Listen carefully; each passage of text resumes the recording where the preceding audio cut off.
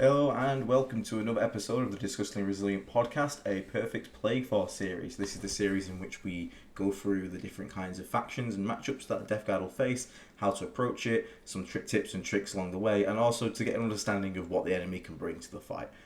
Thank you for joining me today, and I hope you enjoy this one. Sorry it's been a while, but we're going to jump straight into this one. So, Tyranids. Now, before we start on actual Tyranids, let's quickly talk about how we're going to make the Perfect Plague.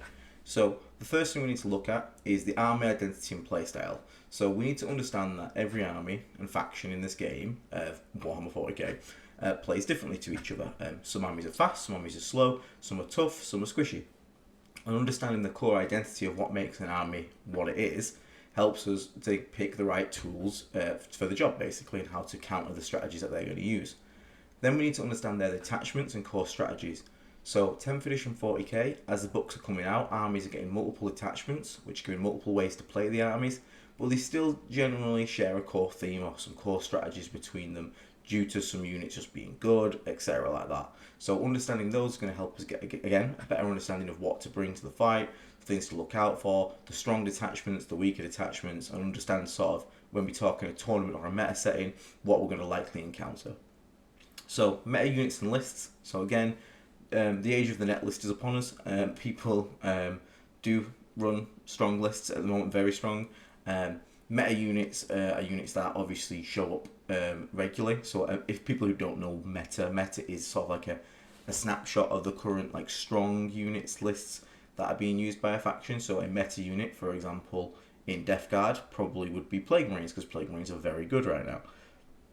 But this does carry over to other factions. They have meta units, they have meta lists. Sometimes there's just a list that's better than the rest, and you just see that list over and over and over again. We need to understand in each matchup who is the aggressor and who is the defender. If you check out my deployment faction fundamentals video, we went over this a lot, and basically it's the idea of understanding on a faction by faction basis, when do you need to be aggressive and when do you need to be defensive. And then last but not least, counters. What their counters are for an army. We're going to talk about it. Maybe we have some tools that can help punish their tactics or give us an advantage. And obviously it's important to understand your counters and your answers to factions' strengths. Sorry. So, Tyranid identity. So what are the Tyranids? So obviously the pictures that you're going to see, as all my videos are, provided by the Tyranid community, Tyranid Facebook group. This lovely Tyranid on the screen is actually painted by a partner. She's very proud of it, and I think it's very cool, so I wanted to show it off, so let me have that one, guys. But identity, but yeah, thank you to the Tyranid Facebook group for all the pictures you guys provided me with. Fun fact, I did join a second Tyranid Facebook group first, and when I put my post up asking for pictures, I was kicked and banned. Don't know why. But anyway, so what are Tyranids? Now this isn't a lore section, but everyone knows Tyranids are big space bugs. They usually come with a mixture of swarms and big gribbly monsters. The swarms usually being quite weak and fast and being able to scuttle around the board, but massive hordes of them, so 20 mans, 30 mans in the past, units of these little bugs. And you have the much larger monsters, which usually do the heavy lifting. So these guys are the ones that are providing the damage output. These guys are the ones being tough, hard to bring down. And it's always been this idea of your little bugs and your big bugs. And within that, there's been different lists. You've got like Monster Mash, as it used to be called, or Nidzilla is quite a common phrase they use, where it's all the big monsters. You've got the endless hordes of like the little gaunts and things like that. But a generic Tyranid list, so like someone who's just built the Tyranid list for the first time, is probably going to have a mixture of the two. Tyranids are generally considered to be quite a high movement army. They have usually higher than average movement speed on the unit, so gaunts are faster than your average marine. I think it's 7 and 6 respectively, or 8 and 6, something like that. They have really fast flying units such as gargoyles, hive tyrants. They have ways to boost advances, etc. like that. It's generally an army that's always been able to get around the board quite quickly, and basically, unlike Death Guard, who stuck with 4 inches and 5 movements, be able to move rapidly. There was a point in the last edition where Kraken could like do turn 1 charges, like 30-inch range. It was so crazy, it was wild. But yeah, when you face Tyranids, expect to face an army that moves generally quite fast on the board. Even if the movement characteristics aren't the highest on some units, they usually have ways to boost or do extra movements. Synapse creatures. So Synapse is a thing that is unique to Tyranids. A Synapse creature are certain units with the Synapse keyword, which tend to be the leader bugs, Tyranid warriors, hive tyrants, neuro tyrants, zone throats, the things that have the big intelligence, the big galaxy brain plays. They have an aura around them. That means if a Tyranid was to take a battle shock, instead of taking it on 2d6 as standard, because Tyranid's leadership is quite terrible, it's like 7s and 8s. Instead, they take it on 3d6, so the odds of a Gaunt failing battle shock are actually very low. It's something like 84% chance to pass whilst within synapse, even with a leadership 8. So having these synapse creatures around obviously keeps your army from being battle shock all the time, and also has some extra plays into certain stratagems that get more bonuses if the target is within the synapse range. In fact, there's an entire detachment about it. Overall, Tyranid's durability is probably about the middling range. They do have some tough units that can be buffed, and you have some reactive abilities to make stuff tougher, but big monsters, some of them have an invuln, some of them don't, so you can be looking at, high toughness. A lot of them have a high toughness, but only like a 3-up save, like X-Screens. So, you manage to get some melter shots in there from like a knight, that thing's going to go pop. The little guys, the swarms themselves, only have 5-up saves, 6-up saves. Even Tyranid warriors on a 4-up save. But you do still have some tough units. You got like hive tyrants with a 2-up, 4-up invulnerable. Things like that. But overall, I wouldn't particularly describe Tyranids as durable. They're more like, some units can be durable, some are really not durable. It's somewhere in the middle. But it's not like Marines where everything's just 3-up save. So you do have a fair amount of invulns in there as well. So overall, middling. And lastly, they're a multi-phase army. This is an army that's not like Tau, that's just shooting. This army is very active in all the phases. It can melee, it can shoot, it has a lot of movement tricks, it has movement tricks outside of the movement phase. There's lots of things this army can do, and it needs to be doing things in every phase. It's a very active, very player skill-based army. It can also be quite hard to play because of that, because it can be quite punishing. But this is an army that's not just going to dump a million shots on you, like Tau are, or it's just going to charge like Orcs are, you don't really need to worry about shooting too much. This is an army that's going to be active in every single phase of the game. So, Tyranid core rules. Synapse we've just covered. So, as again, Synapse creatures have that aura of the increased battle shock, etc., and extra abilities for strats. They also have an ability called Shadow in the Warp. So this is their army ability. So every detachment is going to have access to Shadow in the Warp. Now, what Shadow in the Warp is once per game, in either player's command phase, they may declare the Shadow in the Warp.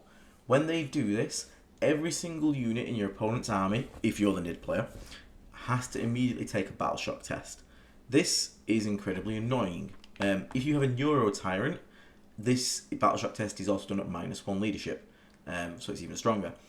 This is done because people need to remember, command phase, you actually score primary at the end of the command phase, not the start of the command phase. So it becomes, say it comes to my turn, so I start my turn, my opponent declares Shadow in the Warp, I must now battle shock all of my units, and let's say I had a unit holding a point, and they fail the battle shock, they're now no longer holding the point, scoring comes along at end of the command phase, and I don't hold that point. So you really need to look out for this, because it can really screw you over. It can also mean you won't get to use stratagems on certain units, and when we say battle shock usually isn't that relevant, when you're rolling on every single unit on your army, you're going to fail 1 or 2, and unfortunately for some cursed reason, it's always the unit you need to do something. Now, thankfully, it's not too much of an issue for us because of sticky objectives, because of spread the sickness. If we have stickied an objective, like in our home field, even if our lovely Plague Burst Crawl that was on top of it fails his Shadow in the Warp, because the objective is stickied by spread the sickness, we will still hold that objective regardless of the Plague Burst Crawler's OC, which is really nice and really helps us counter that quite nicely. But do look out for it, they will use it, it will annoy you, you will fail at the most important unit at the most inopportune moment, but that's the way it goes. But just be aware, this is a once per game thing they can pull out.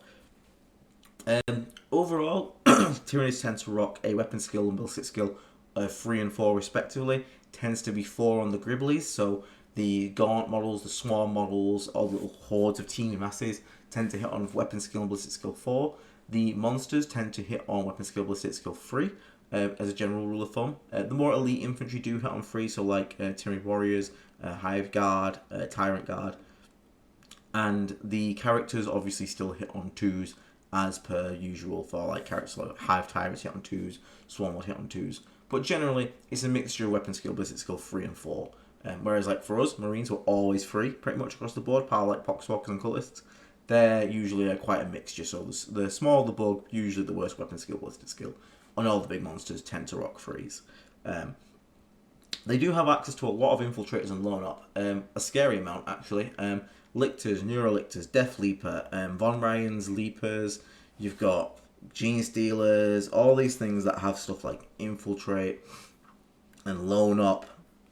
We make them really annoying to deal with and we get them a lot of early board pressure and a lot of early board control.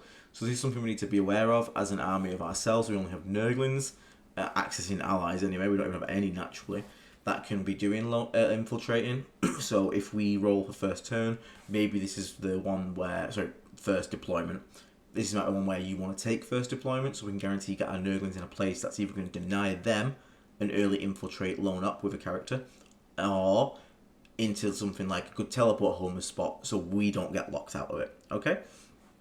This army, because of the infiltrator loan up, the speed, as we mentioned before, there's another unit that's absolutely bullshit. They have incredible secondary scoring. Tyranids, if they want to score secondaries, and they're quite often going to be playing fixed, teleport homes cleanse, they're going to be scoring them quite reliably. It's very easy for them to flip objectives with the hordes. It's very easy for them to get where they need to be on the board with stuff like all the loan ups, all the infiltrators, all the bullshit unit we'll get to, and the speed that they have. So they're very good at scoring, quite high scoring. So you need to be aware of that. So let's have a look at some detachments. So these are all the detachments available for Tyranids. I'm going to quickly summarise them here, and we're going to look at two of them which have been putting up probably the most consistent results. First up, we have Invasion Fleet. Invasion Fleet was the index that they got. It's been updated a little bit, nothing too crazy. This is what I would call their jack of all trades. This is, hey, you want to take a mixture of little bugs, you want to take a mixture of big bugs, you want it to be sort of good at everything. It's the Gladius of Tyranids. It has access to a bit of durability, bit of movement, bit of damage output. It is literally the jack of all trades, master of none. But it is reliable, it's very strong, and we're going to look at that one. It's quite good. Unending Swarm says, hey, what if we just run little bugs? It's completely about the swarm. It is the little buggers running everywhere, respawning endlessly. You're talking like 120 little gremlins running across the board, respawning 20 a turn, regenerating them. They're all moving all the time. They've got loads of crazy little tricks they can do. Damage output isn't really there. Durability is not really there either. But what it is there is a teeming horde of masses that will not stop coming. As the name suggests, a literal unending swarm. Next up is Crusher Stampede. So this is Nidzilla. So this is all about the big monsters. Screw the little guys, we just want to run all monsters. Now, last edition, Crusher Stampede existed, and it was horrendously broken. It almost broke the game for a good while. It came out in a White Dwarf article, a free magazine, and it broke the game. Yay. Now, Crusher Stampede, they have been very careful with it this time, because they didn't want to do that again, and it shows because it's kind of shit. Sorry, Tyranid players, if you love Monster Mash, it's not great. But if you come across Crusher Stampede, it's probably been played for fun. It's all about monsters, but the rules are kind of jank. It needs the monsters to get wounded before they get any benefits. It's not great, but if someone does want to play all monsters, it is there as an option. Synaptic Nexus is all about Synapse creatures being in Synapse range, doing extra things because of Synapse range. It's a bit of a generalist build again, a bit like Invasion Fleet, but with more focus on Synapse units. So build around, like Zone Folks, Neurotyrants, Warriors, Tyrants, and Cells, things like that. It's been okay. It's definitely one of the more interesting detachments. It's not bad at all, but it's not really put too many results just yet. But it's a very cool build. Assimilation Swarm is my favourite personally. It works around units that have the Harvester keyword. Unfortunately, there's only 4 in the entire book. But basically, it's all about controlling objectives with Harvester units, and when you do that, basically the idea that they're eating the planet, and as they do that, they can regenerate models and heal models nearby them, so you can, respawn entire pyrovores and stuff like that, which is really cool. And also you get bonuses for these Harvester units being either killed, and then you get to make like revenge attacks, or maybe they're extra durable on their points because they're busy eating and need to stay alive. It's really cool. I really like that one. Again, no big results just yet from Assimilation Swarm, but it's got some cool tricks, and it's all about the Harvester units, which is the Haruspecs, the Ripper Swarms, the Pyrovores, and there's one more and I can't remember it. As something. Unfortunately, not the non-assimilator, despite having the assimilation word in its name. The non-assimilator is not a harvest unit because reasons. Oh well. And then last but not least is the Vanguard Onslaught. Now this was one that was contentious to cover. Didn't end up choosing it, but this is all about your infiltrated lone ops, scout move, gene stealers, stuff like that. It's very interesting. It's very aggressive, very in your face. Potentially just wins some matchups turn one.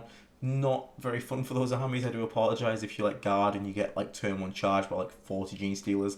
Not great start. But it's an interesting attachment. It's going to have lots of infiltrators, lots of board control. Doesn't really have the durability though, but lots of tricks to sort of like vanish and reappear on the board. It's kind of like what if we wanted to play GSC, but with Tyranids, or Raven Guard Tyranids, stuff like that. So that is one that generally has put up some okay results, so do look out for that one.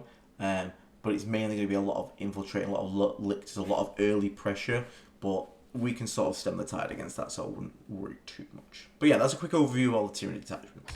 So, Invasion Fleet. So before I get into it, I'm going to sip a cup. So Invasion Fleet. Invasion Fleet's detachment ability is hyper adaptations. So before the game, once you've seen your opponent, this can change every game, you may pick one of 3 adaptations to apply to your entire army. So this is either going to be lethal hits versus monsters and vehicles, sustained hits versus infantry, or precision on critical hits. So as you can imagine, this is really good. You run into an army of knights, you just pick lethal hits and enjoy your entire army getting 60s to hit auto wound. You're against a lot of infantry, you can take the sustained hits. And if there's some weird heavy skew character thing or you really want to take assassinate, you can take the precision one. This lets you be really flexible, a bit like our own Contagions. Hey, look at that, we're brothers in arms. But it's a really good rule. It's very, very strong. Lets you, customize each game and be able to sort of react to what your opponents bring in. So, one of their enhancements, again, we only cover sort of like the things you're going to see a lot. Obviously, there are full 4 enhancements, 6 stratagems, but we're going to cover the ones you're going to see a lot because we can't be here for 5 years, unfortunately. But one common enhancement that gets taken is a 5+ feel no pain, and then once the target that has this enhancement has been wounded, if they survive, from then on, the next turn onwards, it becomes a 4+ feel no pain. So this can be a real pain in the ass, especially when it's on something like a Hive Time with a 2+, 4+, or a Turvagon with a 2+, save, a big beastie, stat line, which can heal itself, etc. It's got a 5+ feel no pain, a 4+ feel no pain. Anyone that's played against a 5+ feel no pain knows it can be obnoxious. 4+ feel no pain, even worse. It's just a great durability buff. You take it just for the 5+ feel no pain. If you manage to trigger the 4+ feel no pain, that's icing on the cake. So stratagems that are interesting. They have 1 command point. After a unit is fought, it can either make an extra 3 inches on its consolidate move, or if it can't finish that consolidate within range or anything, it can instead just make a normal move. Just 1 second, my dog has just stolen something. Give me that back. Goodbye. Sorry about that.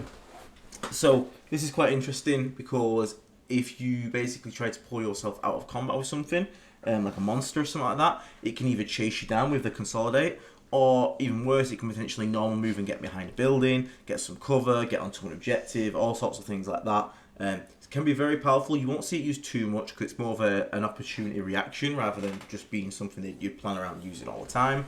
But when it does come into play, just be aware it is there and it can really catch you out and punish you. Second one is 1 command point. Pick a unit and you can activate a second hyper adaptation. So that's the abilities we talked about at the start. So you can give a unit, lethal hits versus monsters and also sustained hits 1. Good combination on this one is usually sustained hits 1 plus the precision, because then every 6 to hit is a precision hit and an extra hit, which is quite nice. Again, this can be used as a way to, let's say your opponent has got lots of vehicles and you've took lethal hits, but then there's a big unit of infantry that you really need to get rid of. You can obviously then have this in the back pocket for when you finally swing at that infantry unit, you can still activate the hyper adaptation and get the bonuses versus it. 1 command point, you resurrect. I'm going to say swarm. The actual keyword's endless multitude, but I couldn't fit it on the screen without covering it all up. So, with my face, I have swarm as well, put 2 A's in. But we're talking about gaunts, gargoyles, stuff like that. Anything with the endless multitude keyword, but these are all those small gribblies, really. So for 1 command point, they get to basically bring back an amount of slain models to a unit. So this isn't a unit resurrection. this is a add dead models back to a unit. But this is important to know. Obviously, it's done in the command phase, so they can swing objectives before scoring primary. They can get extra movement out of this because obviously they're going to be placed within coherency, get themselves an extra like 4 inches on a charge, etc.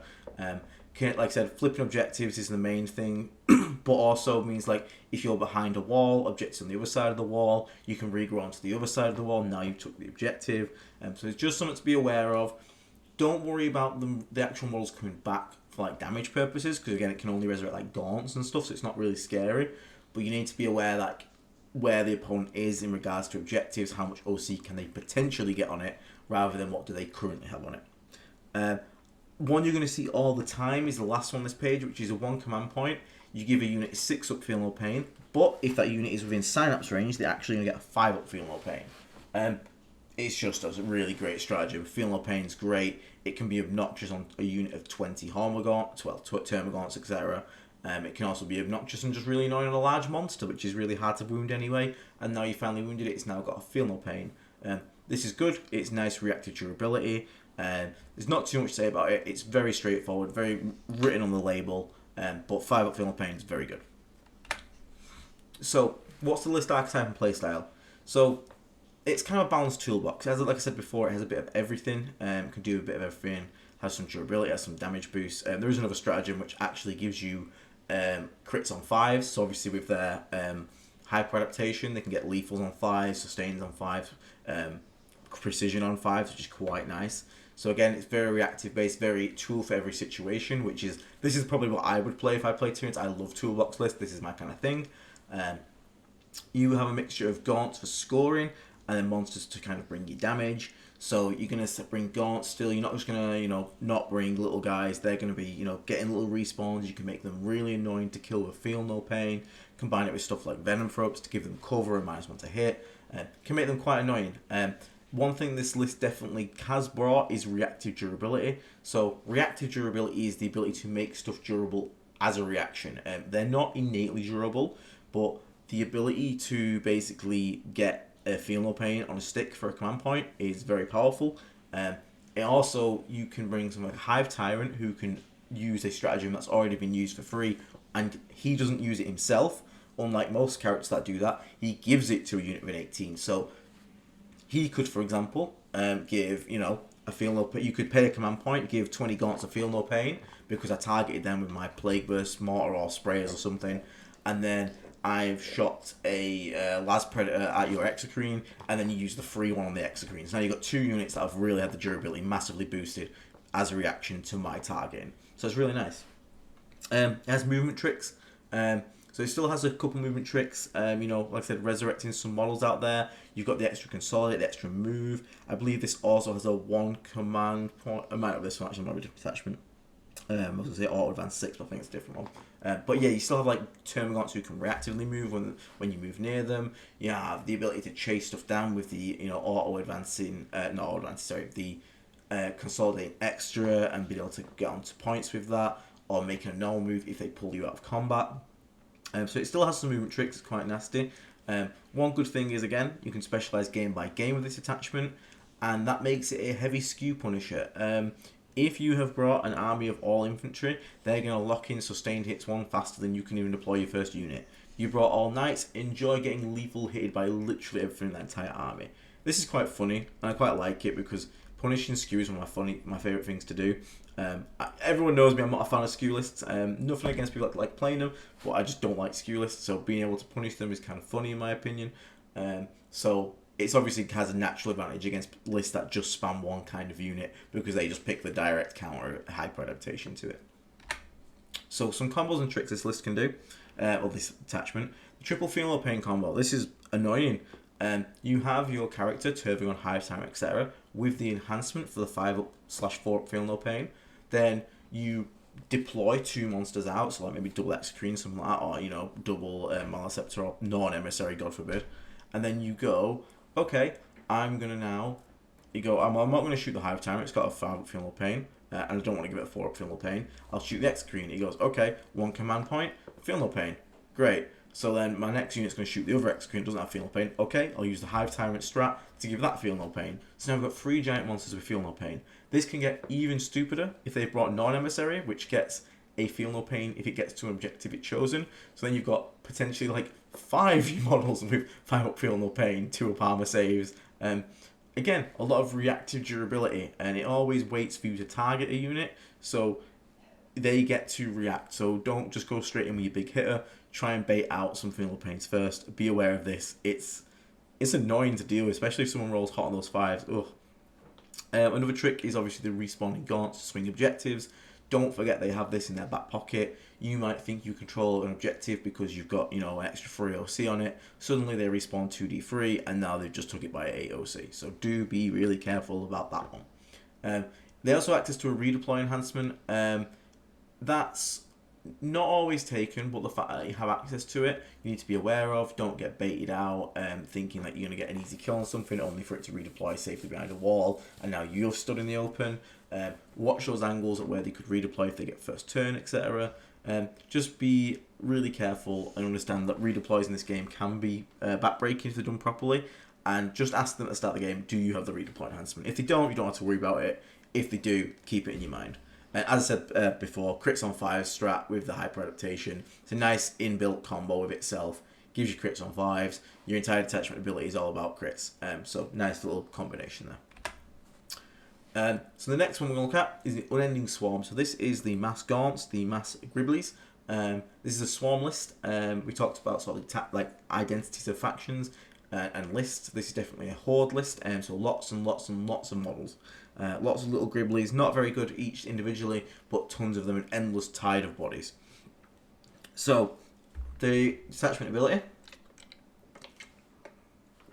for these lads is the reactionary movement to the nearest enemy. So, once you make a shooting attack and you've hit a unit, now this only applies to the gaunts in this one. The previous attachment, the rule applied to all units in the army. This one only applies to the endless multitude keyword, which is all the little gribblies, so all your gaunts, gargoyles, etc.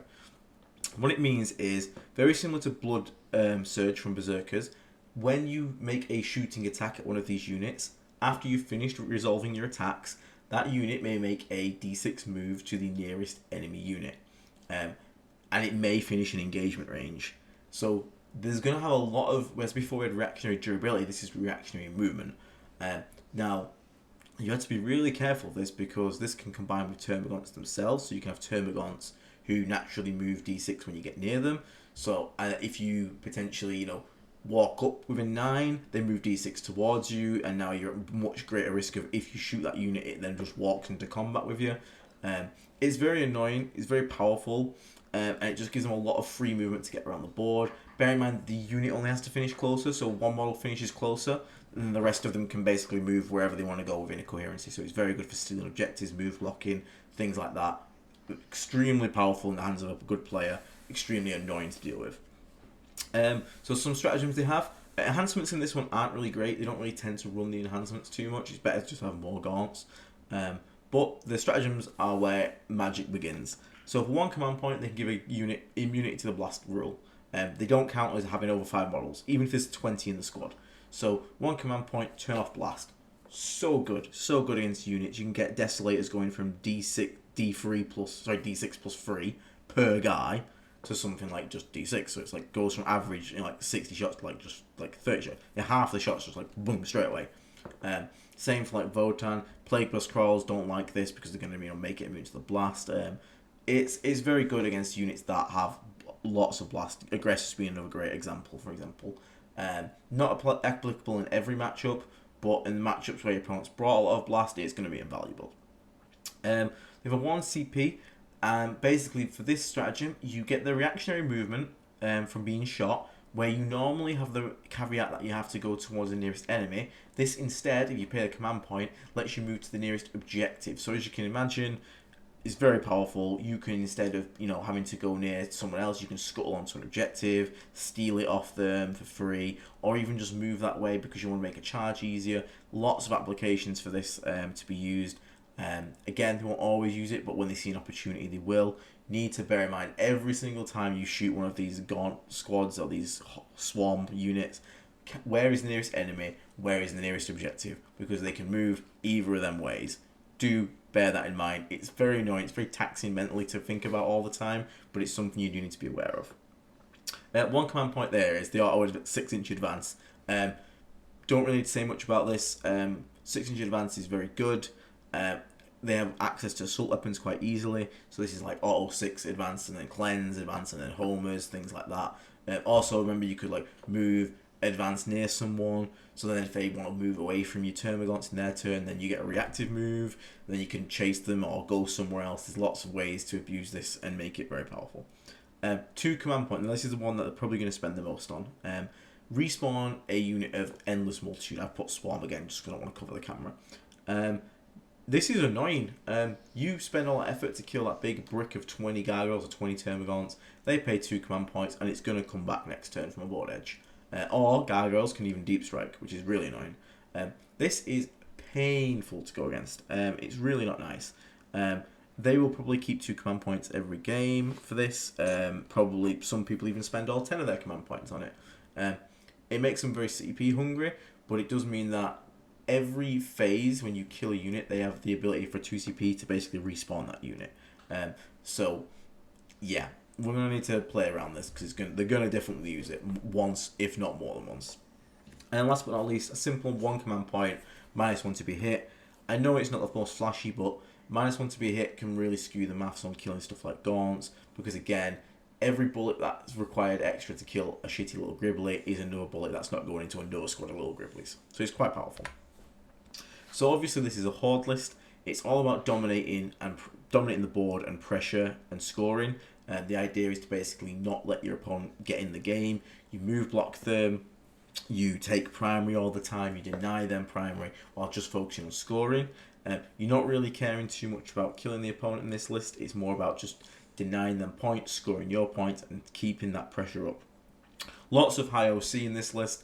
All the gargoyles, all the gaunts are all OC2. Lots of fast movement, especially with all the reactive movement you got.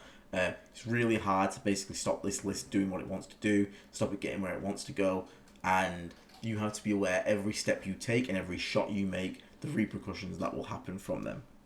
It has a lot of board control, as we said, a lot of movement blocking. Really annoying. There's nothing more annoying than, having a charge now suddenly blocked because you shot a unit of termagants. Now they moved in the way of your charge, so you can't charge the big bug that you wanted to charge or something like that. Gargoyles coming down, moving, shooting, moving again, move blocking you, and now if you shoot them, they could potentially move into combat with something and lock that up for a turn. It's gross. It's not great. This is obviously going to stop you getting to primary, can stop you getting charges, all these kind of things. However, it does have a very high command point usage, especially if it wants to make use of the respawn stratagem. So it's going to be burning through the command points. They're not going to have many spare, and we can hopefully use that against them because they're not going to get to do all the tricks. They have a massive bag of tricks, but they can only pull out so many a game. They tend to bring a few heavy hitters as well, so it's not just going to be little bugs. Do expect an Exocrine or 2. Do expect maybe some Maliceps or some Zoanthropes. It's not just a list of little things that will never deal damage to you.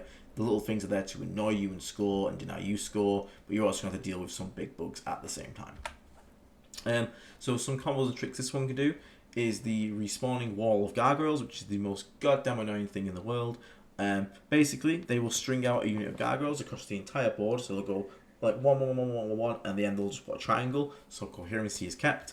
This will stretch across the entire board. They will turn 1, move it, advance it 6 potentially for free, with like a high turn off or auto, pay a command point, auto 6 it. Then it will shoot, move another d6, move another 6, just flat 6, and basically stand in front of your entire army an inch away and move block you completely in your deployment zone. So you think, okay, I'll kill this. So you kill it in your turn. They pay 2 command points because they'll probably bring a swarm mod, which gives them an extra command point, so they'll have 3 first turn. And then it will respawn, go into deep strike, and next turn it will drop down 9 inches away, shoot you, move 6 towards you, and now again it's move blocking you with only 3 inches gap between you. This has to be broken ASAP. You need to break this wall of gargoyles as soon as possible, or you will be stuck in a deployment zone all game. It is horrendous. It is stupid. I hate it so much. I had it done to me, and I thankfully managed to break out, but it was really annoying to deal with. That first turn proper threw me off. The Termagant Double Scuttle, as we said before, they have the natural rule that if you finish a move near them, they can make a movement. So be careful that if they, you go near them, you move, they scribbly out, and then potentially also you shoot them, they can then scuttle again to an objective. So suddenly this unit can potentially have a 12-inch extra movement out of nowhere. So do be careful of that. This can be done to stuff like reactive movement to heroic range. Again, they will heroic with stuff like with Termagants. They're not after killing you. They're just after movement. It's always about movement for them. They just want to get movement. They want to get bodies and objectives and keep basically flipping them, denying you primary, etc. like that. So you need to be really careful with this kind of things. Also, for example, don't Plague Burst Crawl Termagants, because you could shoot. Say you have a wall objective on this side and then the Termagants on the other side, and you're thinking, okay, I'll start chipping away at them with mortars. You fire the first mortar, you hit, you wound, you killed like 2 or 3. Second one, you hit, you wound, you killed up to summit. They haven't done the reactive move. They're just sitting there letting you. You fire the final one, you kill, hit, kill, whatever. They say, okay, is that all you shooting? You say, yes, sir, that is all my shooting. They go, okay, 1 command point, or, even then we'll just move towards the nearest enemy unit because it'll be on the other side of the board. And now they come through the wall, stand on the objective. You've used all your shooting, you've got nothing to charge. It becomes their turn. They score the primary because they're on the point. So be really careful about doing these kind of things and shooting them. You really need to understand all the implications of what your actions, your shooting, and your movement is going to do to this army. So let's look at some meta units for Tyranids. So Biovore, this is the biggest piece of in the entire game. It's bull, but it's Nids ain't doing too great. I'll let them have it, I guess. But basically, Biovore, instead of shooting, which he's never going to shoot, it's going to do an action to deploy a spore mine every turn. So it can fire out, aka deep strike, a single spore mine anywhere on the board with 9 inches away, standard rules. Now, why do we care about this? Because that little spore mine is on a base. God, what is it like? It's tiny, it's minute, it's like this. It's so small. It's smaller than a Votan base, it's smaller than a Guardsman base. It is tiny. Which means, and it's a single model, so it's really hard to screen out. And the daft thing is, the spore mine, despite being a literal sentient mine, not sentient, it's just a floating spore sack that explodes, can do actions. Which means it can get in your deployment zone and score teleport almost for 4 every turn. It can shoot onto an objective, and if there's someone else on it, it can cleanse it, so the unit that's on it can actually do something. It's really annoying. It's literally a victory point factory on legs. This thing is also doesn't need to line of sight. It's just going to sit behind a building to do this. So it's going to sit behind a building every game, deploy a spore mine every turn. That spore mine is then going to score score like teleport almost every turn for max. This thing, thankfully, if you have indirect, can be killed. It's not the toughest thing in the world. Plague Burst Crawls. Guess what you're shooting first. But it is very annoying. Expect to see 1 of in every list, because against armies that have no answer for it, is basically 20 victory points for free. Next up, we have 20 Termagants with Spine Fists. So these are the little Gribblies with the guns. They have high OC to each. They're relatively fast. They have the reactive move if you move near them. They have a pistol weapon, which means they can still action in close combat. It's twin linked, which is quite cute. Not really too caring about that, but hey, it's there. They can gain Assault quite easily through the use of a Hive Tyrant. So then you have Assault and Pistol, which means these units are always going to be actioning after an advance in combat. Doesn't really matter. They're going to be doing stuff like Cleanse, etc. And they have that reactive D6 move when an enemy moves within 9 inches of them. So they're quite annoying. They can either move block, they can move away and stay safe. All sorts of little things this unit can do. Dirt cheap, very expendable. But you're going to see Termagants in, I'm going to say, literally every list for Nids. It's very good. Hive Tyrant. So Hive Tyrant is the one that allows the free stratagem on a unit within 18 inches, as we said before. It's really good, lets you do things like the double Feel Pain tap. Also lets you do other things for free, even if it's just command point reroll. He gives out an aura of assault weapons, which is incredibly good, as you can imagine. Giving your entire army access to advance and shoot is insanely powerful, especially advance and action as well. So, yeah, solid on that front. He also himself has decent shooting and melee. Nothing too horrific to write home about, but it's decent. It's all pretty good strength, like strength 9-ish. That flat damage free, etc. And he's quite durable himself with a 2-up armor save for 4-up invulnerable. And again, he could give himself something like a feel pain enhancement. So Hive Tyrant's probably going to see him in most lists. Synapse as well. It's free stratagems at the end of the day, and assault weapons are really good. There's no reason not to take one. 10 or 20 gargoyles. the most annoying unit in the world, as we said before. It's 2 OC. They fly. They have like high movement, so they're movement 12. They can deep strike. They have shoot and scoot, which is the ability to move after you've made a shooting attack. It's a respawning move blocker. It's a respawning pain in the ass. You can just move 20 guys onto an objective with how fast they are. You can drop down from deep strike if someone's just got a one model on the middle of an objective. You can drop down from deep strike, shoot the one model, even if you don't kill it, move your 6 inches onto the objective, and because you're OC 2 each, it's going to be really hard to not be taking that off someone. So be aware, very annoying unit. Neurolictor, new unit, infiltrate, loan up, not a character though. It looks like a character, it should be a character, but it ain't a character, which is really annoying, and you need to remember that so you don't take assassinate. These guys can force battle shock tests in the command phase, and if you fail the battle shock test, alongside not being able to stratagem, not being able to have OC, which is really annoying, if you're within 12 of the Neurolictor, you are +1 to be wounded by the entire Tyranid army. So failing battle shock is very bad near a Neurolictor because the entire enemy army is going to get +1 to wound, and the unit that is battle shock takes -1 to be hit on all of its attacks. So it's quite a crippling debuff. These guys are really annoying. They're oddly tough, like toughness 6, 7 wounds, 4 up invulnerable. So they can be really annoying if they spike the invulnerable on certain attacks, and they just be really tough to bring down. And again, they don't give up assassinate, so it's not like you can punish them by taking that. These guys will be lots of them around in different lists. But yeah, they're annoying, very annoying. Zotes.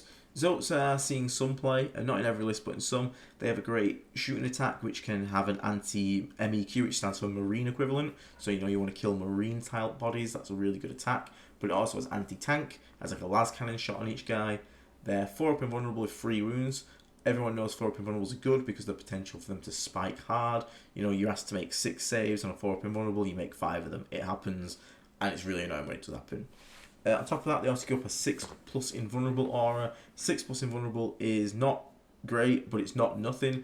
Giving little terrible gaunts access your gargoyles, who have a 6 up save, access to a 6 up invuln.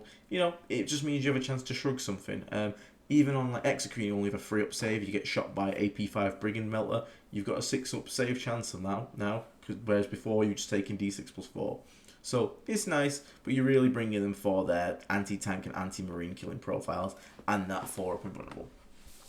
Non-emissary. Now, not particularly a meta unit you're going to see in top tournament lists, but it's a list it's a unit a lot of people are running because it's brand new. It's a really cool model, and people want to run it. So it's a 2 up save, 4 up invulnerable, 16 wounds, 4 up feel no pain versus mortal wounds.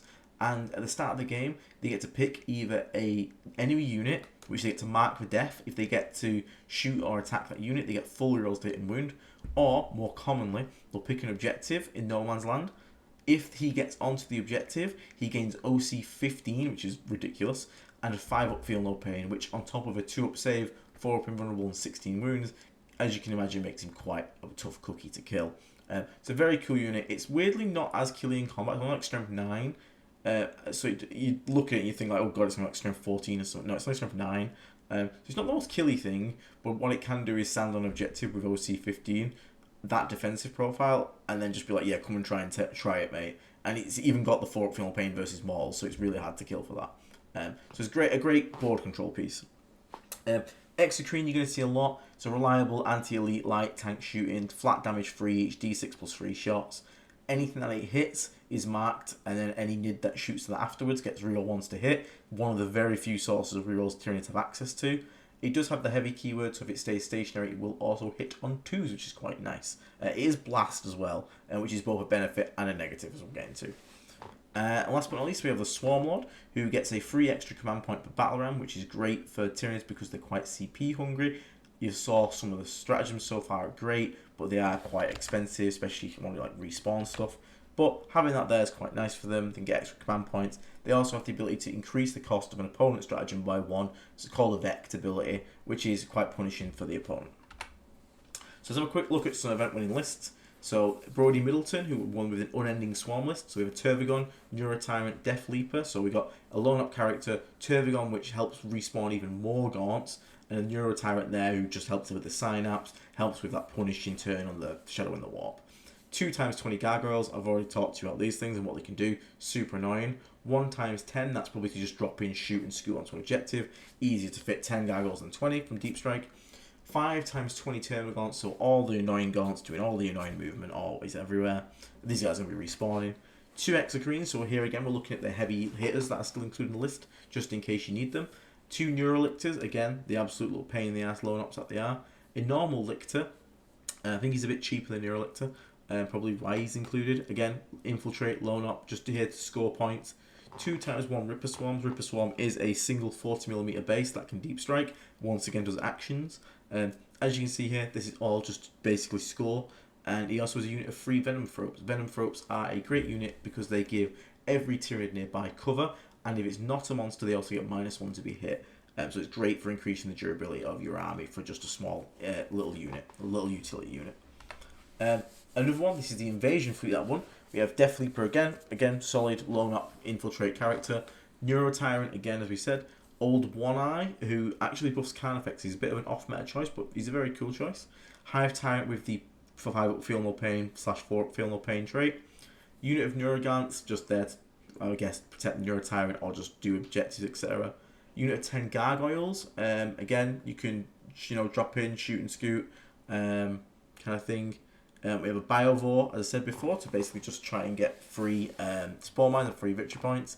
We have can effects for Venom Cannon, probably to squad up with Old One Eye, I would imagine. We have 2 Exocrines to do the heavy lift on damage. Harrispecs, which is again kind of Exocrine profile, a bit more melee focus, just going to kind of walk around, slam into stuff. Quite tough to kill as well. We have 2 Maliceptors, which again a great unit, kind of like Exocrines and Maliceptors, kind of like the fire base for Tyranids, so expect to see them quite a bit. Then we have 3 Neurolictors. So again, lone up, infiltrate, very annoying, scoring secondaries. A Pyrovore, which is an interesting choice. Not a bad unit, it's quite cute. Has a flamer, but you don't really care about that. What you really care about is anything the Pyrovore hits, your entire army gets to ignore cover against, which is really nice. And then a Ripper Swarm, again, to kind of do the job of the Biovore. Drop in, small base, kind of hard to screen, score a secondary, die, don't really care. Okay, so what are some Tyranid weaknesses?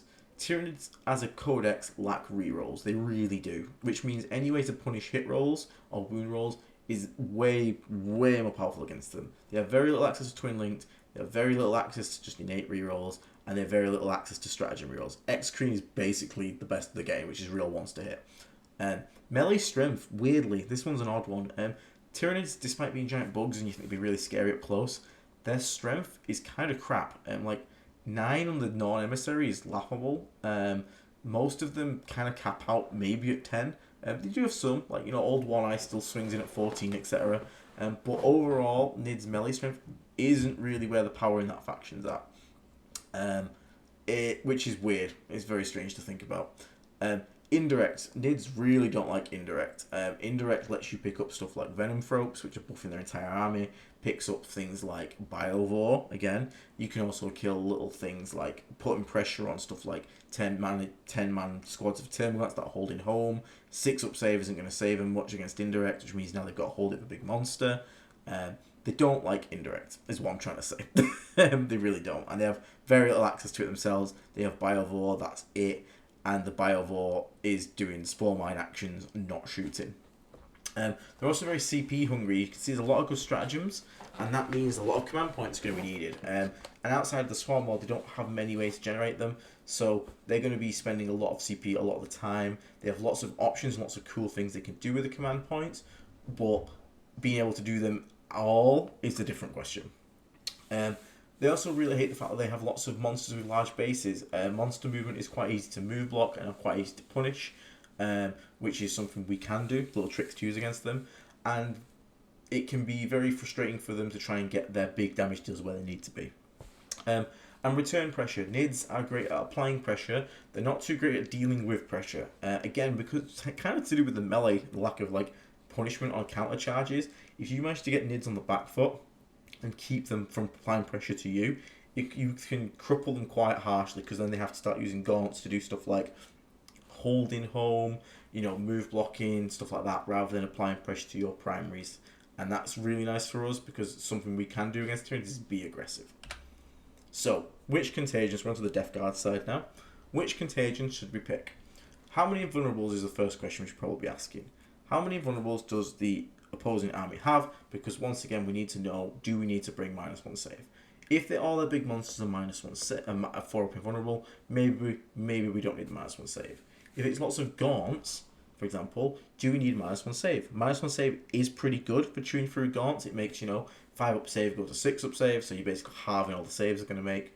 So it's people say, oh, you don't need it versus gaunts, but you'd be surprised at how much effectiveness it has at helping you just chew through and blend through gaunts. Because they're not really dealing much damage to you anyway. Do you really care about gaunts shooting you? Or meleeing you if it's strength 3? Not really, at AP 0. So you don't really need to reduce its weapon skill, ballistic skill. But what you need to be able to do is churn through them as fast as possible so you don't drown in a sea of gaunts. So do consider -1 save. It's not a throwaway. It's against lots of big monsters that don't have invulnerables. Obviously, -1 save is a no-brainer. But do think about it. Now, OC comparison is something you need to think about. -1 OC sounds great against like the Endless Swarm, but it's not going to make a difference if they have 120 gaunts and you have 10 Plague Marines. -1 OC in that case just means they're going to put slightly more gaunts on the point. You're still losing it. However, if you're a list that's running something like a Mad Lad, like 60 Plague Marines, now you can actually match them on OC regardless, which means now putting them to 1 OC, you not only match them at OC, you start to beat them. And that's when Endless Swarm is going to really struggle, because their one thing is all about controlling objectives, and you just put 10 Plague Marines on it and go, and what? And they can't challenge you. So if you've brought lots of OC, considering -1 OC versus stuff like Endless Swarm is actually quite strong. But if you haven't bought tons of OC, probably wouldn't recommend it. You're probably better just picking something that's going to let you burn through the opposing army very quickly. Also, updated Death Guard pictures, everyone. Thank you very much, Death Guard Facebook and our own Discord page. We've got some fresh pictures, which is quite nice. How much damage output does the opposing army have? -1 skill, -1 ballistic skill is applicable to Tyranids, as it is anything else, even more so because they lack rerolls, which is something we can punish very heavily because of our -1 skill, ballistic skill, and then you Cloud of Flies, then you bring Nurglings, and now it's all -2 to hit. It's grim, especially if you don't have rerolls. So if they've brought quite a few heavy hitters, maybe we consider that to stay alive. If you manage to get something in their backlines on top of an Execrene like I did recently against the double Execrene, I got my Demon Prince in there, and giving them -2 to hit effectively from all the shooting all game was really good, because guess what? They don't like it when they're hitting on 5s and with no rerolls at all. It's not great for the Tyranids. So definitely consider that as well. This is one of those where all 3 can be viable, and it's really hard to know. How much movement blocking do they have? Movement blocking is important in the choice for contagion, because -1 skill, ballistic skill is great if you can get into the backline to put it on the units that you care about. It's less great if you can be move blocked every single turn trying to get there and never get that value on it. At that point, you better take your -1 save and just burning through the gaunts that are trying to move block you as fast as possible. You also need to look at your opponent's ranges. Again, this is to do with the movement blocking. If they have weapons that are far outranged and you're going to sit right at the back with the X-screens, never come near. The line of sights on the board aren't great. They're very open. Probably not going to get a unit in range to ever apply that contagion. So in which case, either play the OC one or the save one, because you're going to be fighting gaunts most of the time, and unfortunately having to ignore the X-screens at the back. So what's the game plan approach? Well, first of all, we need to use that indirect to kill the utility. So shoot the Biovores, then shoot the Venom Thropes.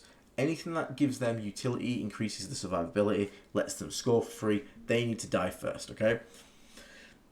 It's a no-brainer, really.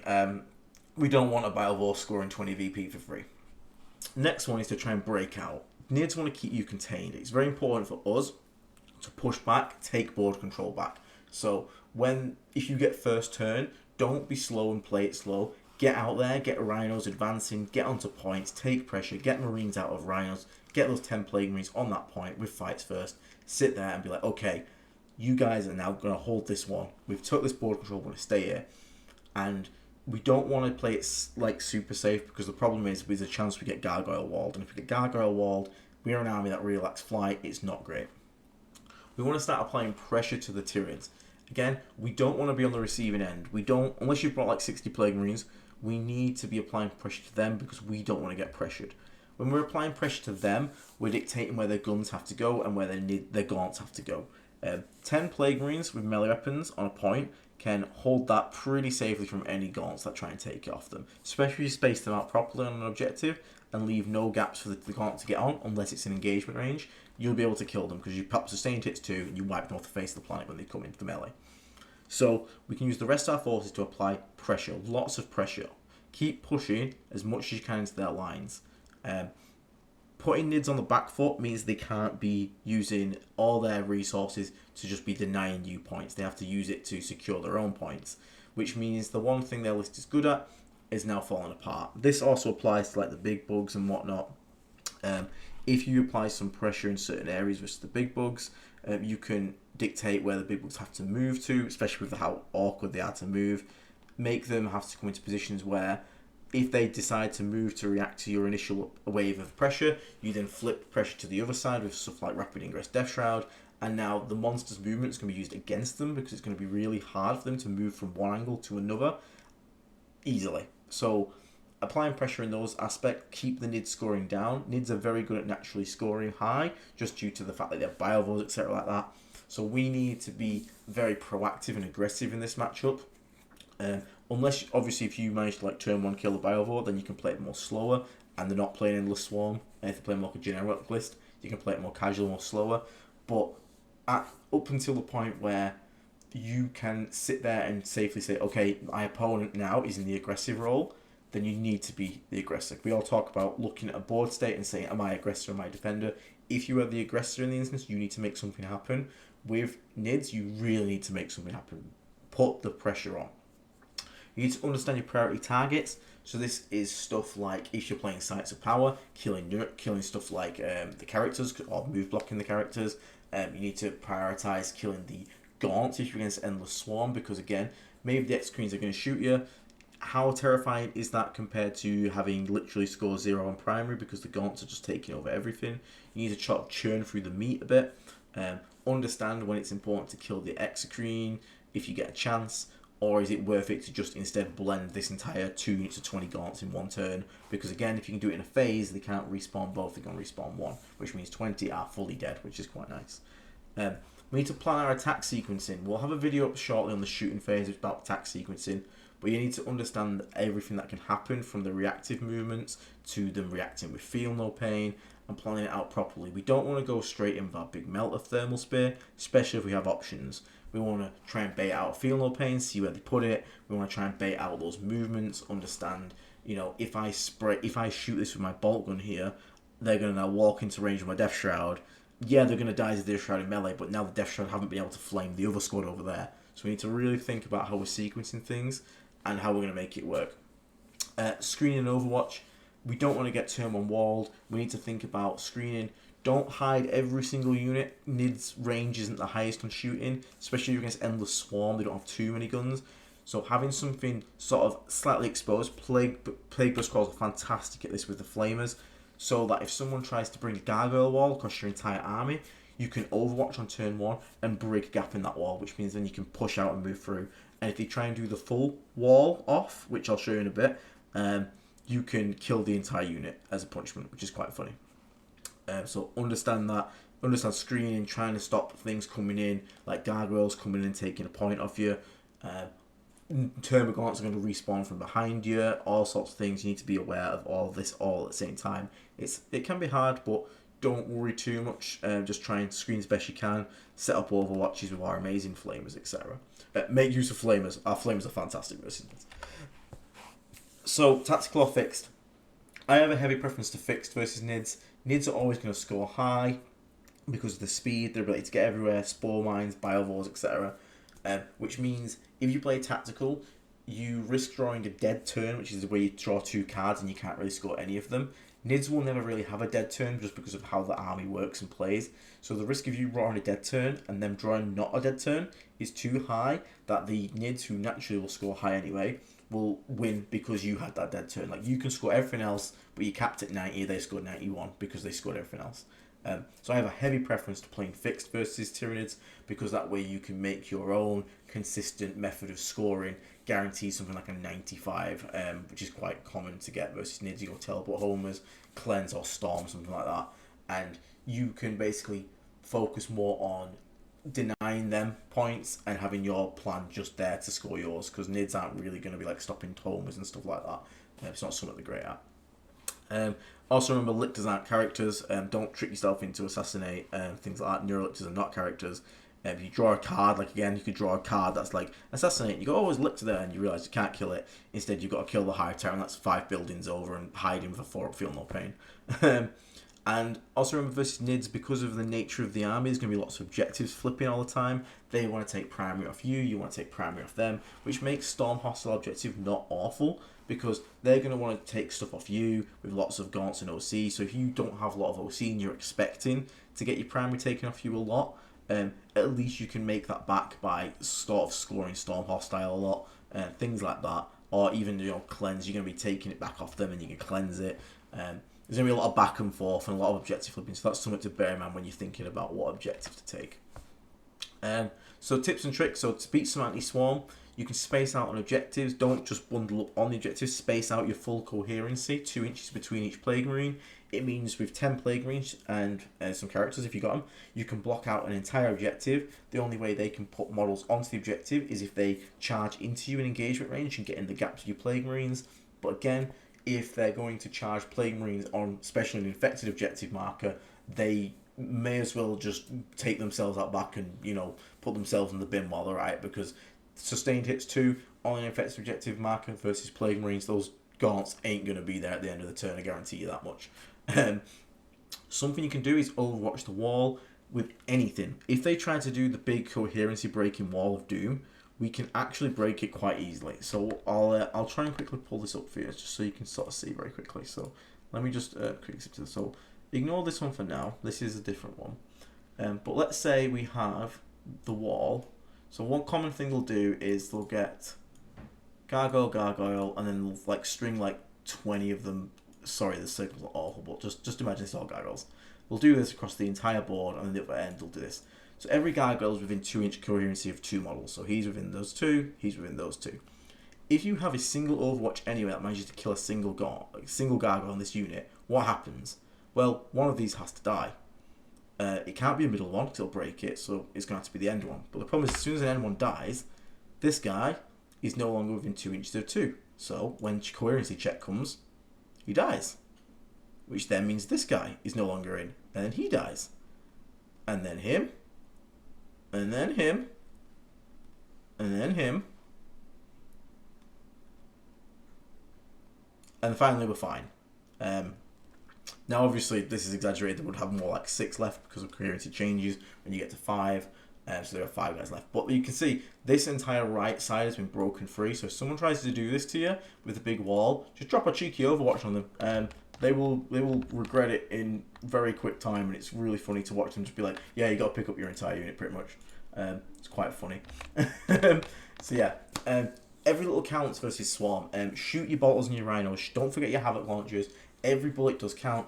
If you've just got Plague Knives, swing the Plague Knives, get everything. Even rhinos charging into combat, there's a good chance you run over 2 gaunts. You really need to make the most of your damage output and squeeze every drop of DPS that you can out. Also, if you can wipe multiple units together, that is better than wiping 1 unit per phase, because if you can wipe out 2 units in a phase, again, they can only use the stratagem once per phase, as any stratagem, which means 1 unit is permanently staying dead. Or, if you can't do that, sometimes it's better to leave, like, maybe 1 gargoyle alive, because he's going to have to take battle shocks, which is going to be on leadership 8 or 9, because he's miles away from his team. He's probably going to fail it, which means he can't do actions, etc.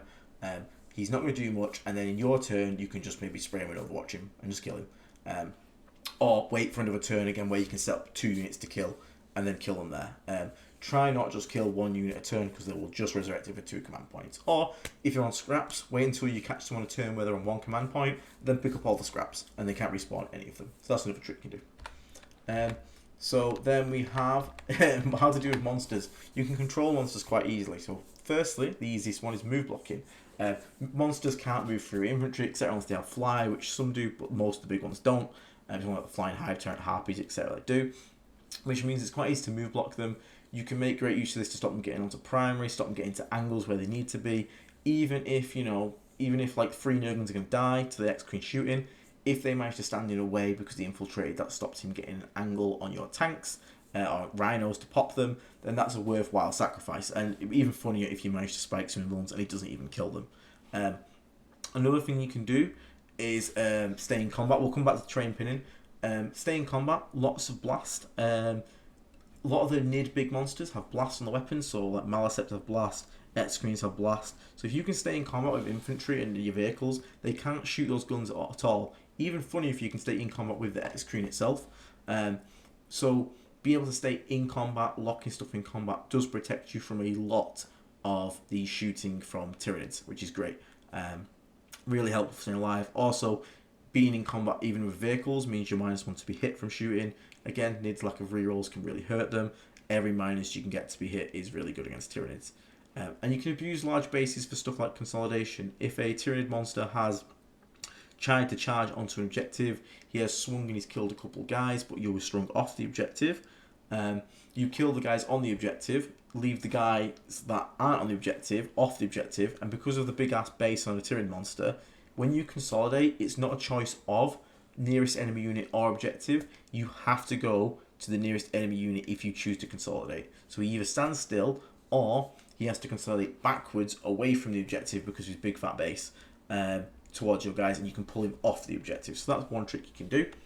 Another trick here we'll quickly talk about is terrain pinning, which is one of the funniest things you can do. So you want to terrain pin someone. This is an example of terrain pinning. So as you can see, we have Plague Marines in green, Tyranid monster with its big oval base here, and a wall. Now this wall can also be a rhino if there's not a wall available. This Tyranid monster right now cannot fall back at all because of the nature of the oval base, the fact that you've charged in on the slight indent on the oval, this edge bit cannot move either way without going through one of your models, which it can't possibly do because it doesn't have fly, which means this Tyranid monster can't fall back naturally. It can't shoot in combat if it's an X-Screen because it's got blast, which means these Plague Marines can't be shot. These Plague Marines are now safe from other things shooting because, again, they're infantry in combat, so they're nice and safe. And the funny thing is, there is a way for this Tyranid monster to get out. He can fall back, but if he does so, he has to take a desperate escape test. Now, a desperate escape test is basically whenever you fall back when you shouldn't be able to, in this instance. So if he wants to come through my models, up, down, doesn't really matter, he has to roll a dice. On a 1 or a 2, the model is slain. Doesn't take them all, it is slain. So if this guy wants to fall back, there's a 33% chance that this giant Tyranid monster, which could be full health, maybe you killed some gaunts here and consolidated in, just dies from full health completely, which is really funny. And if you manage to pull it off, you're going to make a very annoyed opponent and you're going to laugh yourself to sleep at night. But that is a trick you can do that generally can pin monsters, so he might not even fall back, in which case he's stuck in combat. He's not shooting the squad that's in combat, so they're safe. And maybe you're pinning him there and stopping him getting good angles, etc. So always look for chances to do cheeky things like this that can just punish the fact that they have big oval bases on monsters. But yeah, funny. So some tech choices real quickly. So we have Biologist Putrefier, who is an all-star in this one. Sustained 5 stratagem, because again he gives crits on 5s, is fantastic for anti-swarm. Lethal on 5s, fantastic for anti-monster. So he's covering both bases there straight away. The grenade strat's really good against stuff like Neurolictors, which is kind of annoying. You just get some free mortal wounds on them to try and push through, because they got 7 wounds with a 4-up invulnerable. So sometimes that grenade just helps you finish one off. Grenades are also great into monsters. Also can't trigger the Feel No Pain stratagem. So if you manage to get 3 Biologist Putrefiers in range of a monster, you just chuck grenades at it. And he was sat there thinking, oh, this thing will live because I'm going to give it a 5-up Feel No Pain. And then suddenly it's took 9 mortals. It's got 3 wounds left, and he's not going to be wanting to put the Feel No Pain at that point because you don't want to waste a command point, and it feels like a waste on a 3-wound model. So that's one way you can also get around that. So Biologist Putrefier, despite being already an all-star, is still an all-star in this matchup. Plagueless Crawlers. Flamers in this matchup go hard. Flamers are so good versus Gaunts and versus the Swarm models. You also get blast bonuses versus large units, which is great. They are really necessary. Words. Such a necessity for killing those hidden utility units. The Biovore must die. Repeat to me, the Biovore must die. But also great for killing stuff like Venom Throats, picking up, cheeky. Maybe he found a gap and he's put the spawn mine in your home deployment. You don't really want to do it, but you can use them all to just pick it up. 10 Gargoyles hiding, 10 Termagants holding home, pick them up. Just keep firing those mortars every turn. The Flamers go hard. something moves near you, cool, get flamed. 10 gargoyles dropping down to try and shoot and secure to my objective, cool, get flamed. These things can't really be locked up like other vehicles because, again, you just flame away in combat and spray your machine gun at them. Paper's Calls are amazing. Come on, they're so good.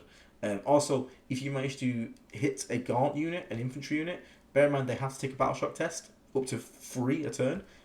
Make sure they do it, even though they have a high chance of synapse. If you catch them outside of synapse, or they do fail it, it means they can't use the stratagem to respawn the unit. So the millisecond a unit fails battle shock, go hard, wipe it out, because they ain't getting it back. That's quite a nice trick.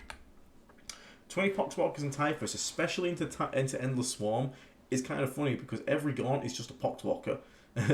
Everyone gets Poxwalkers. It's like when you're in a hammer and every problem's a nail or something like that. It's just every Gaunt is a Poxwalker and Typhus is the hammer. So these guys have massive snowball potential. They're great for defending objectives too, because if Gaunts want to charge Poxwalkers, even though only OC1, the problem is it becomes this absolute grind fest where, yes, some Poxwalkers are going to die, but Typhus and the Poxwalkers swinging back, because Gaunts have such low saves anyway, are going to kill enough probably to regenerate back to anything they've lost. So this thing has a snowball effect where to get it killed, the opponent's basically have to put exocrines and stuff into it, some actual decent guns, which is not really something they want to be using those guns to do. So this is one of the weird matchups where Typhus and Poxwalkers can actually become a nightmare, because even if they shoot it, getting down to like 5 guys, he charges in. Maybe you've took -1 save. The Poxwalkers maybe eat a Gaunt or 2, but then he does D6 mortal wounds, picks up to D6, that's D6 more Poxwalkers back. And then he does his sweep attack for like 10 attacks, and they're all, you can just make AP1 with -1 save, and Gaunts have like 5 up, 6 up save tops, and then they all die. So then you get another 8 back, and now you're back at full squad size, and your opponent's like, oh shit, here we go again. The potential for snowballing on Typhus in this matchup is fantastic. Also, big Nid monsters, sweep's kind of poo. They don't really like sweeping that much. And again, you can just keep them in combat forever and just casually mortal wound them to death. And again, mortal wounds don't trigger the Feel No Pain stratagem, so great value on there for Typhus is so good. But in this particular scenario, Poxwalkers with Typhus also good versus Swarm. Fetid Bloat Drone. This man is an all-star. He's one of the few units we have that have fly. So screw the gargoyle wall, flying straight over it, getting out of that containment. He can then go and spread contagion deep in enemy lines, which is great. The Flamers and the Fleshmaw are perfect for grinding through hordes of infantry.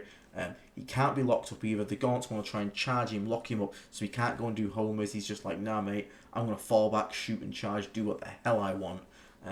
Means that bloat drones basically cannot be stopped by the swarm list. Obviously you have to be careful of stuff like shooting from X screens, Zotes, etc.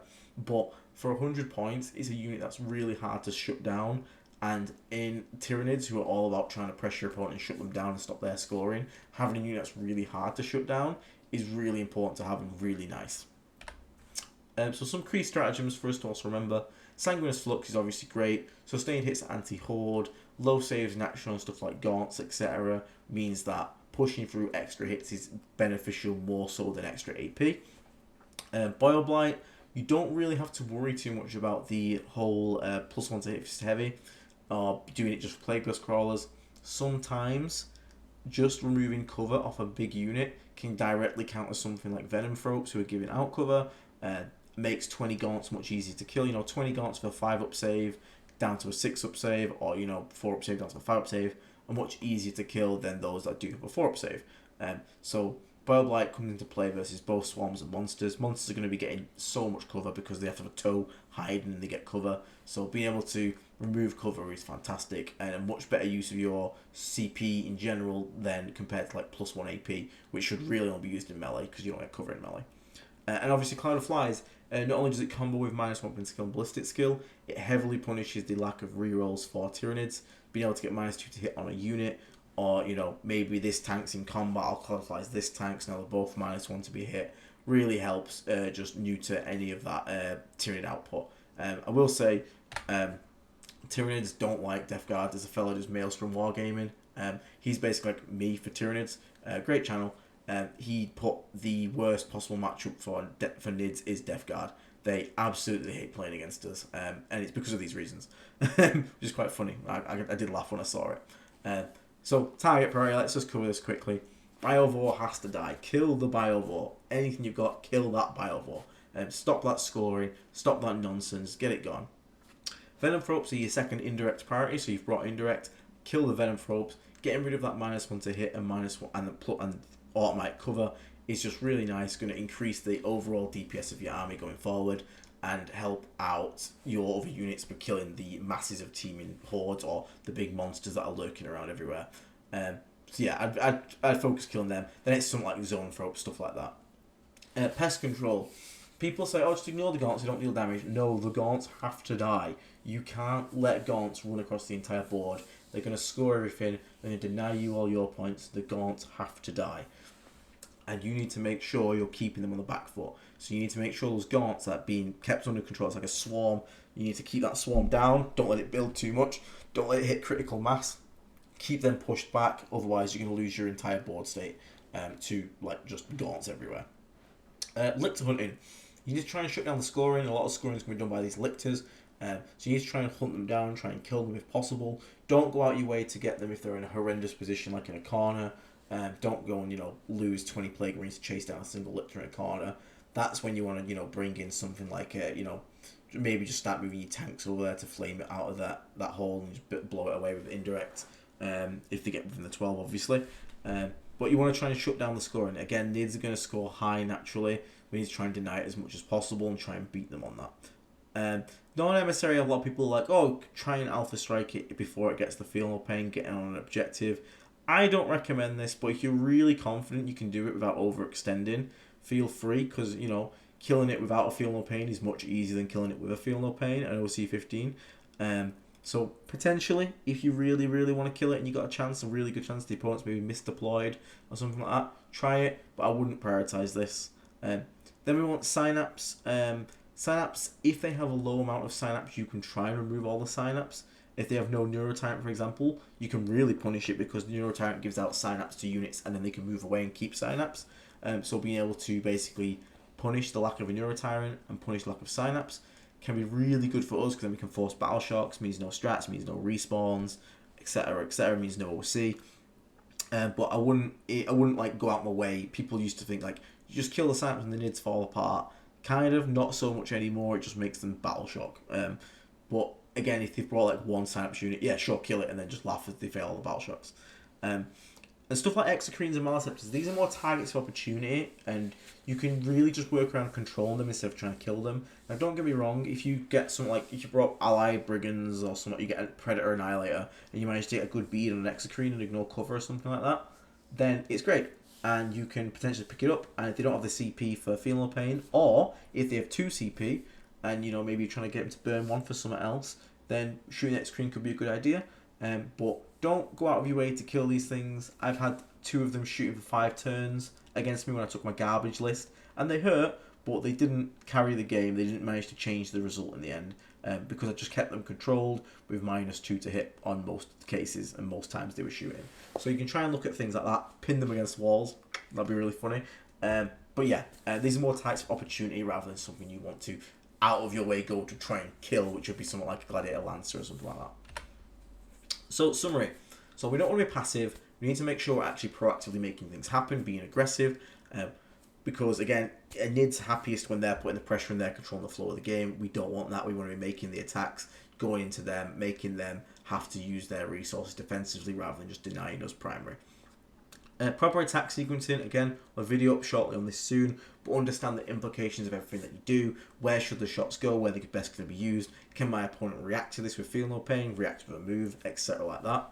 We want to remove scoring elements, so anything that can score, Biovore, kill the Biovore, repeat, to me, kill the Biovore. We want to try and get rid of the gaunts because they have things that carry in the high OC, try and kill them down, so kill the Gribblies. Kill stuff like Neuralix, so we don't want things like that scoring. Again, the Exocrines can shoot 5 turns, we're fine with that, they ain't scoring. The game's won on victory points, not kills. Again, don't let them just shoot your best units, don't like go 6 Death Shroud in the middle, oh I'm dead. But, they aren't the thing that's going to win them the game, it's the thing that's just going to do damage. Kill the things that are going to win them the game. And board control, we need to take back board control. It's very important versus Tyranids that you control board control. Controls where Guiles can drop in, controls where respawning units are going to come in from. You can stop units basically taking you off your primary. We need to break out. We don't want to get caught in our deployment zone. Okay. But overall, it's not the hardest matchup for Death Guard, I won't lie. Like I said, they've rated it as their hardest matchup, and it can be in some aspects. We have plenty of flamers, plenty of access to just churning through. You know, Death Shroud will actually use the sweep profiles for once. You have plenty of ways to murder mass infantry. It's one thing Death Guard can really do, is murder mass infantry. And we have good OC, we're very cheap as well, which means it's very hard for them to trade into us. And I do think this is genuinely a matchup that is Death Guard favoured. But for now, thank you very much for listening, everybody. I hope this has been helpful and taught you some tricks, taught you a few things about Tyranids, some things that we can do to counter Tyranids, and I hope that you enjoyed it. We're trying to get more consistent videos. The next one coming up will probably be Admech or Necrons. I was doing Admech probably, unless another book comes out. Necron one, I'll have to do an addendum. Obviously, we already had an episode, but it's kind of changed quite a lot now. We're only going to do the books that have codexes. Oh, we can have Space Marines as well. We have also Space Marines to do. So I'll put a vote up for your community members. And thank you to everyone on the screen right now. YouTube members, continued support's insane. The Discord for Discussing Resilient, for the members.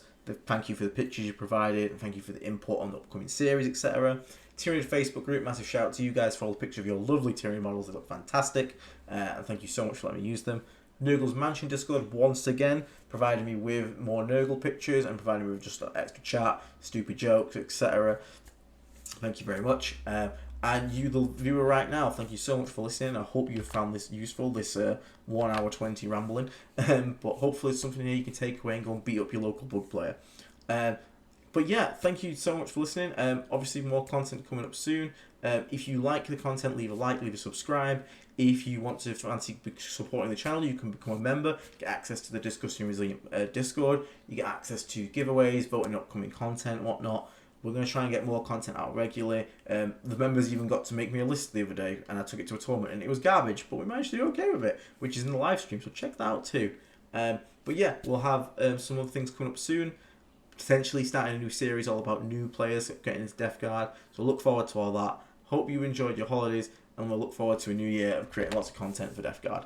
Thank you so much, everyone, and I will catch you on the next episode of the Discussing Resilient podcast. Bye!